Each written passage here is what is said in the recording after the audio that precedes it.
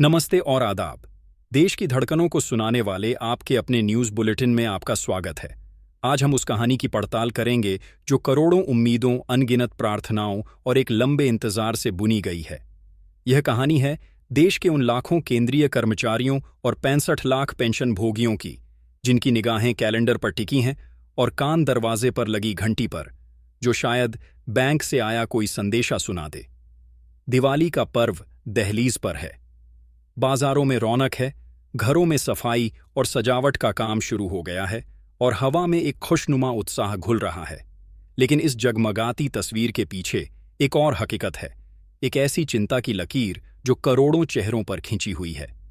सवाल एक ही है, क्या इस दिवाली का दिया समय पर जलेगा? क्या त्योहार की मिठास से पहले उनके हक की तनख्वाह और पेंशन उनके खातों तक पहुंचेगी? यह सिर्फ पैसे का मामला नहीं है, यह उस विश्वास की डोर है जो एक कर्मचारी को सरकार से जोड़ती है। यह उस सम्मान का प्रतीक है जो देश अपने उन सेवकों को देता है जिन्होंने अपनी जिंदगी के बेहतरीन साल राष्ट्र की सेवा में लगा दिए। लेकिन आज वही विश्वास डगमगा रहा है। हर साल त्योहार से पहले एक अनिश्चितता का माहौल बन जाता है और कर्मचारियों को अपने ही पैसे के लिए इंतजार करना पड़ता है। इस बार भी कहानी वही है। ऑल इंडिया रेलवेमेंस फेडरेशन के महासचिव श्री शिव गोपाल मिश्रा ने सरकार के नाम एक चिट्ठी लिखी है। ये महज एक कागज का टुकड़ा नहीं, बल्कि करोड़ों कर्मचारियों की सामूहिक आवाज है। इस पत्र में उन्होंने सरकार को याद दिलाया है कि ओणम, गणेश चतुर्थी और दुर्गा पूजा जैसे पर्वों के अवसर पर कर्मचारियों को समय से पहले वेतन देकर सरकार ने एक अच्छी परंपरा निभाई थी। तो फिर दिवाली, जो देश का सबसे बड़ा त्योहार है, उस पर यह देरी क्यों? उन्होंने पुरजोर मांग की है कि दिवाली, गोवर्धन पूजा, भाई दूज और महापर्व छठ को ध्यान में रखते हुए सभी केंद्रीय कर्मचारियों और पेंशन भोगियों को उनका वेतन और पेंशन 20 अक्टूबर से पहले हर हाल में मिल जाना चाहिए। उनकी यह मांग बिल्कुल जायज़ है। त्योहार का असली मतलब होता है चिंता मुक्त होकर अपने परिवार के साथ खुशियां बांटना। लेकिन जरा सोचिए, वो कर्मचारी जो दिन रात देश की प्रशासनिक मशीनरी को चलाता है, अगर वो इसी चिंता में डूबा रहे कि घर का चूल्हा कैसे जलेगा, बच्चों के लिए नए कपड़े कहाँ से आएंगे, तो उस त्योहार का उल्लास कहाँ बचेगा? क्या त्योहार मनाना सिर्फ एक खास वर्ग का अधिकार बनकर रह गया है? यह सवाल आज देश की व्यवस्था से पूछा जा रहा है। लेकिन इस बार की दिवाली सिर्फ वेतन के इंतजार तक सीमित नहीं है। इस बार कर्मचारियों के लिए एक और अच्छी खबर है, जो अगर समय पर मिल जाए तो खुशियां दोगुनी हो सकती हैं। सरकार ने हाल ही में केंद्रीय कैबिनेट की बैठक में महंगाई भत्ते यानी डीए और महंगाई राहत यानी डीआर में एक बड़ी बढ़ोतरी को मंजूरी दी है। अब तक कर्मचारियों को 55% की दर से डीए मिल रहा था, जिसे अब बढ़ाकर 58% कर दिया गया है, यानी पूरे 3% की सीधी बढ़ोतरी। इसका मतलब ये है कि अक्टूबर महीने की जो तनख्वाह और पेंशन आएगी, वो इस नए और बढ़े हुए 58% के महंगाई भत्ते के साथ आएगी। लेकिन बात यहीं खत्म नहीं होती। यह बढ़ोतरी जुलाई महीने से लागू की गई है, इसलिए सरकार कर्मचारियों को जुलाई, अगस्त और सितंबर इन 3 महीनों का एरियर यानी बकाया राशि भी देगी।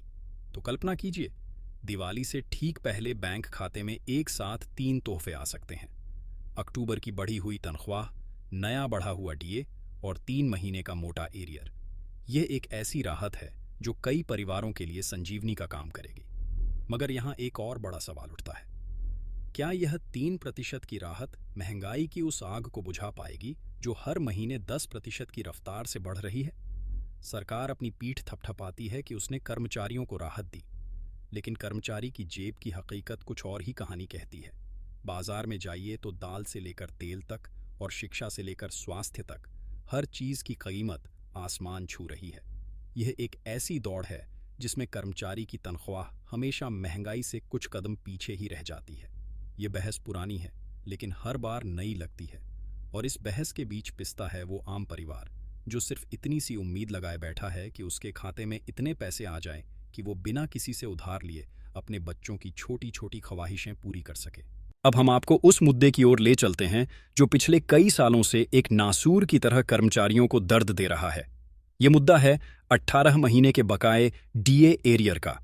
ये वो पैसा है जिसे कोरोना महामारी के दौरान सरकार ने फरीज कर दिया था। उस मुश्किल दौर में कर्मचारियों ने देश के साथ खड़े होकर यह त्याग किया था, लेकिन अब जब देश की अर्थव्यवस्था पटरी पर लौट आई है तो कर्मचारी अपने हक का पैसा वापस मांग रहे हैं। सालों से यह मांग सरकारी दफ्तरों की फाइलों में धूल फांक रही थी, लेकिन अब कर्मचारियों का सब्र जवाब दे गया है। यह मामला अब देश की सर्वोच्च अदालत यानी सुप्रीम कोर्ट के दरवाजे पर पहुंच चुका है। कर्मचारी संगठनों ने एक लंबी लड़ाई के बाद यह फैसला किया कि अब न्याय का रास्ता अदालत से ही निकलेगा।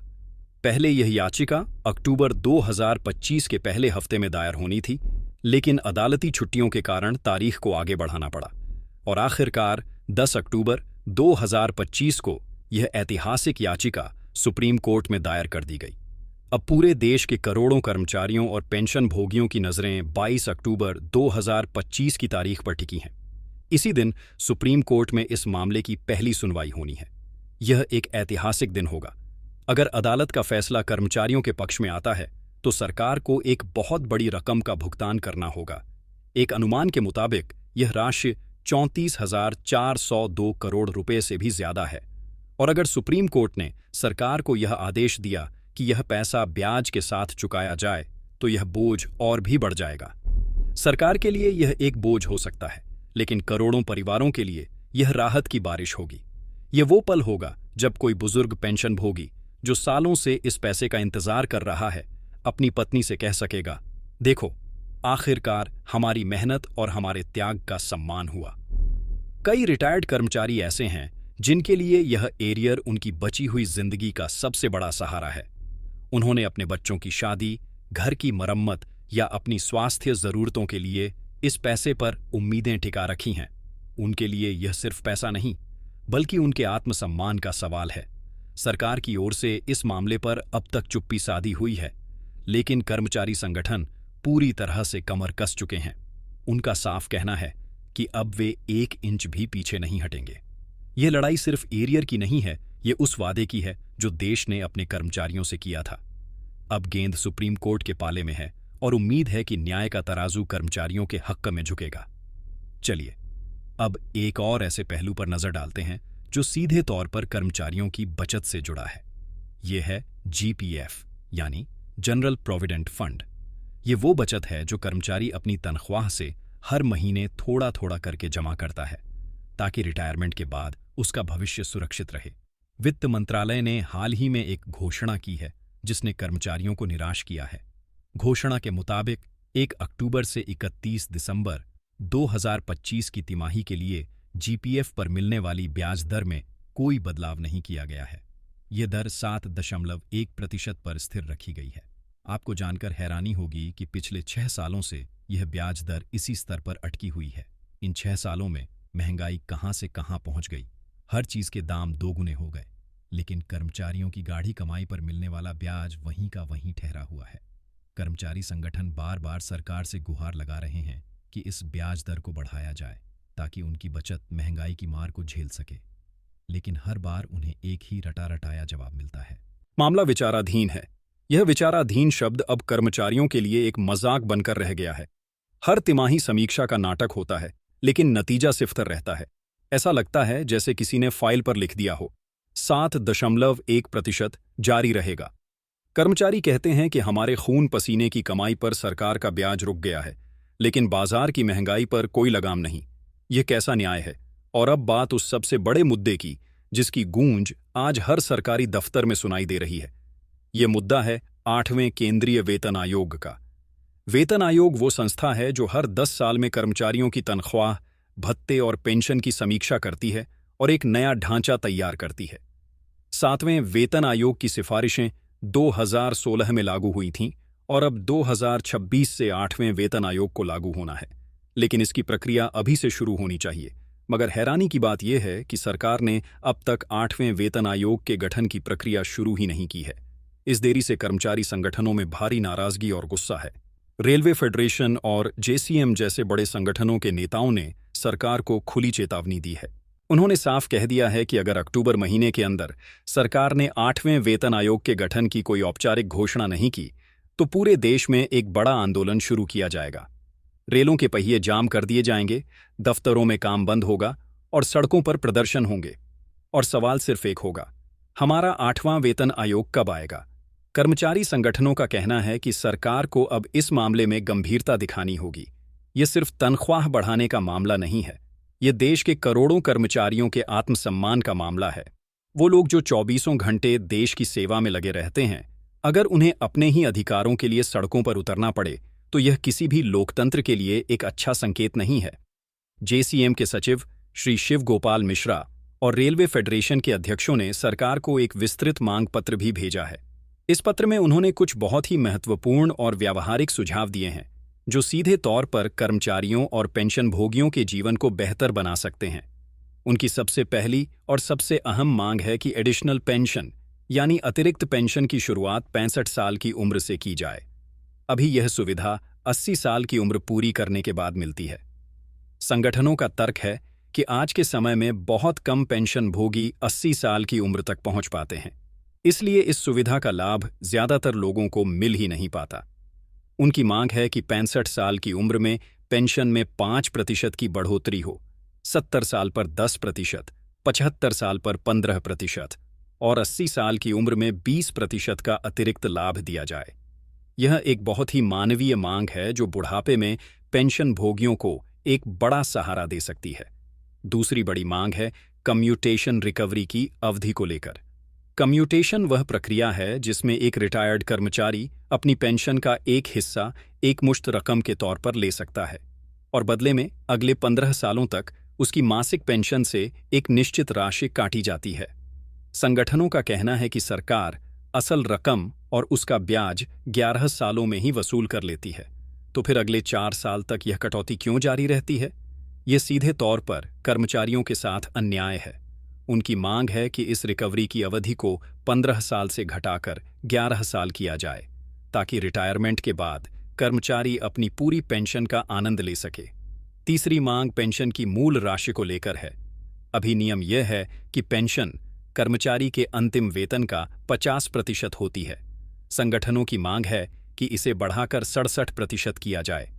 उनका तर्क है कि बढ़ती महंगाई ने जीवन को बहुत मुश्किल बना दिया है।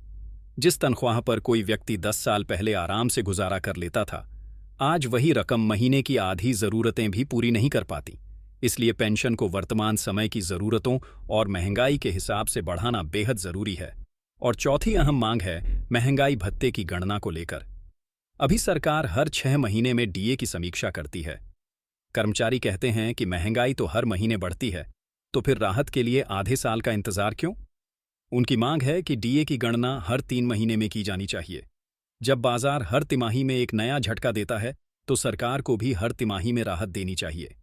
यह सारी मांगें सिर्फ कागज पर लिखे कुछ शब्द नहीं हैं। यह लाखों कर्मचारियों और उनके परिवारों के जीवन की हकीकत की आवाज है। ये उन लोगों की पुकार है जिन्होंने सालों साल सरकार की व्यवस्था की गाड़ी को खींचा है और अब उसी व्यवस्था से अपने लिए थोड़े से न्याय और सम्मान की उम्मीद कर रहे हैं। तो कुल मिलाकर तस्वीर यह है कि दिवाली का त्योहार सामने है और करोड़ों निगाहें सरकार के फैसले का इंतजार कर रही हैं। क्या सरकार 20 अक्टूबर से पहले तनख्वाह और पेंशन देकर करोड़ों घरों में खुशियों की रोशनी करेगी? क्या 22 अक्टूबर को सुप्रीम कोर्ट से 18 महीने के एरियर पर कोई अच्छी खबर आएगी? क्या सरकार 8वें वेतन आयोग पर अपनी चुप्पी तोड़ेगी? ये वो सवाल हैं जिनके जवाब आने वाला वक्त देगा। लेकिन एक बात साफ है, देर से दिया गया न्याय अन्याय के बराबर होता है। देर से दी गई राहत सिर्फ एक औपचारिकता बनकर रह जाती है और औपचारिकता से न किसी का पेट भरता है और न ही किसी का घर रोशन होता है। इस दिवाली दुआ कीजिए कि सरकार की फाइलों की दिवाली थोड़ी जल्दी हो जाए। दुआ कीजिए कि हर उस बैंक खाते में मुस्कान लौट आए जो महीनों से सिर्फ पेंडिंग का स्टेटस दिखा रहा है। याद रखिए, यह सिर्फ तनख्वाह, पेंशन या एरियर का सवाल नहीं है। यह उन लाखों परिवारों की खुशियों का सवाल है जो एक बेहतर कल का इंतजार कर रहे हैं। यह उन बुजुर्गों के सम्मान का सवाल है जिन्होंने अपनी जवानी देश की सेवा में कुर्बान कर दी। यह उन बच्चों की हंसी का सवाल है जो चाहते हैं कि उनके माता पिता बिना किसी चिंता के उनके साथ त्योहार मनाएं। अगर इस बार सरकार समय पर सही कदम उठाती है तो यह सिर्फ कर्मचारियों के लिए राहत की बात नहीं होगी, यह देश में एक सकारात्मक संदेश देगा। यह उस भरोसे को फिर से कायम करेगा कि यह सरकार वाकई में अपने लोगों की, अपने कर्मचारियों की चिंता करती है। और शायद वही असली दिवाली होगी, जब रोशनी सिर्फ मिट्टी के दियों से नहीं बल्कि हर एक दिल से निकलेगी। यह सिर्फ इंतजार की कहानी नहीं है, यह बदलाव की उम्मीद है। यह वो पल है जब मेहनत को उसका फल समय पर मिलेगा, जब विश्वास को सम्मान मिलेगा और जब हर कर्मचारी अपने परिवार के साथ सिर उठाकर पूरी खुशी के साथ कह सकेगा, शुभ दीपावली। हम उम्मीद करते हैं कि सरकार इन सभी मांगों पर गंभीरता से विचार करेगी और जल्द से जल्द कोई सकारात्मक फैसला लेगी। देश की प्रगति उसके कर्मचारियों की खुशहाली से जुड़ी है। एक संतुष्ट कर्मचारी ही एक मजबूत राष्ट्र का निर्माण कर सकता है। अगर आप भी चाहते हैं कि हम ऐसी ही महत्वपूर्ण और जन सरोकार से जुड़ी खबरें आप तक पहुंचाते रहें, तो हमारे चैनल को सब्सक्राइब करना न भूलें और इस वीडियो को लाइक और शेयर ज़रूर करें। आपकी आवाज़ ही हमारी ताकत है। देखते रहिए और जागरूक बनिए। धन्यवाद।